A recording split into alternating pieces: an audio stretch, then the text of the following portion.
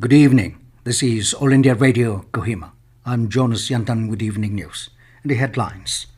President Nagaland Government addresses the nation on the eve of 74th Independence Day.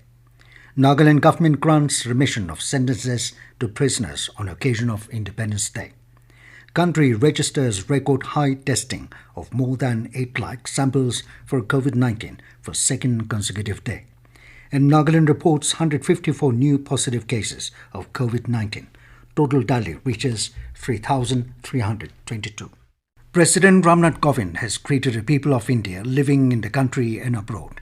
In his address to the nation on the eve of the 74th Independence Day this evening, President Kovind remembered the freedom fighters and martyrs whose sacrifices have enabled us to live in an independent nation. He said on this day, the youth of India should feel the special pride of being citizens of a free nation. He said the celebrations of Independence Day this year will be rather restrained for the obvious reason as the whole world is confronting the deadly virus which has disrupted all activities and taken a huge toll.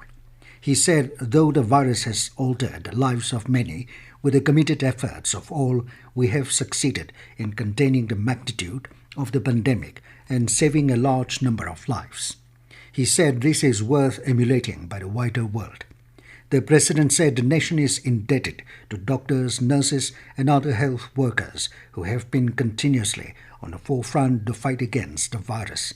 While appreciating the patience and wisdom being demonstrated by all in coping with the pandemic, Kovind urged all to remain cautious and act responsibly.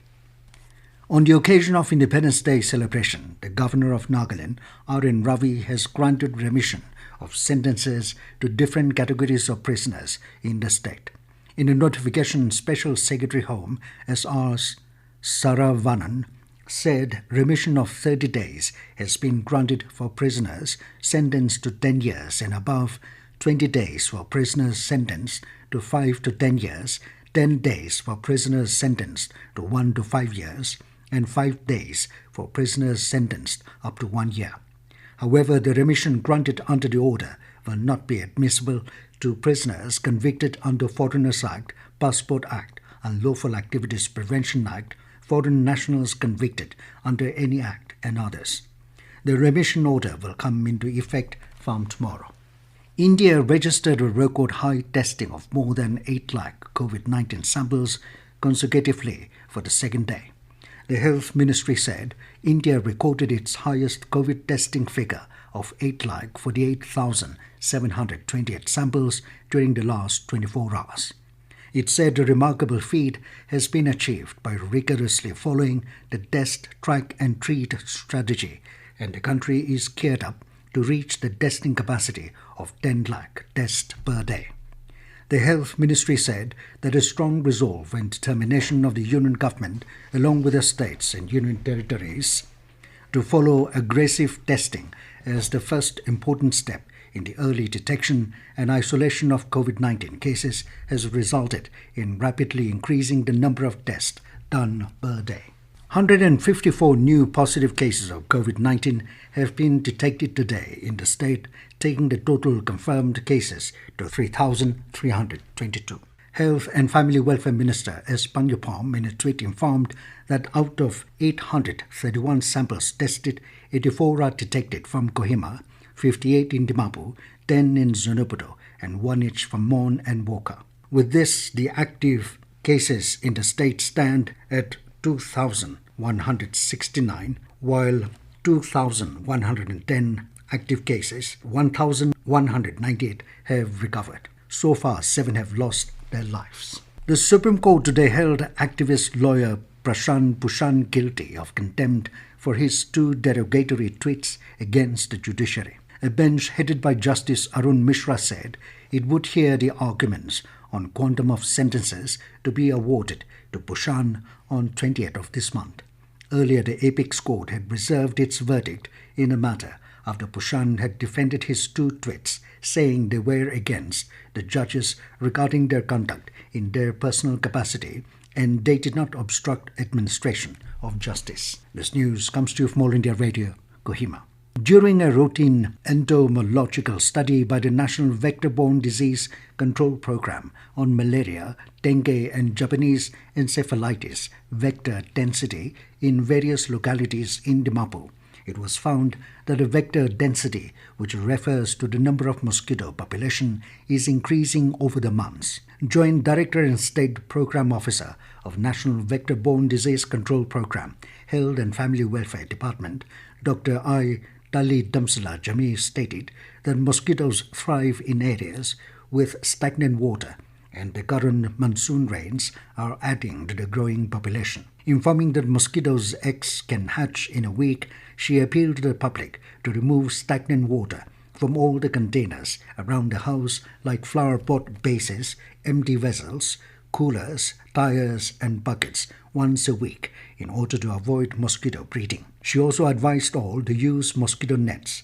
during day and night time, especially pregnant women and children. Dr. Jamir further discouraged the rearing of pigs near human dwellings, as Japanese encephalitis virus can get multiplied in pigs, which can be transmitted to humans.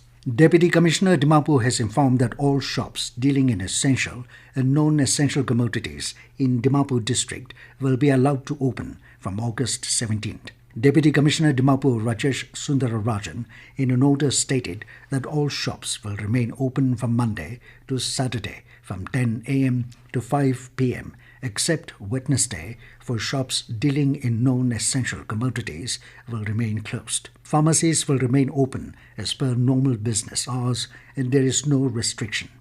However, all shops in New Market, Hong Kong Market, Hazi Park, Millennium Market, Vegetable Market in Purana Bazaar and all weekly bazaars shall remain closed.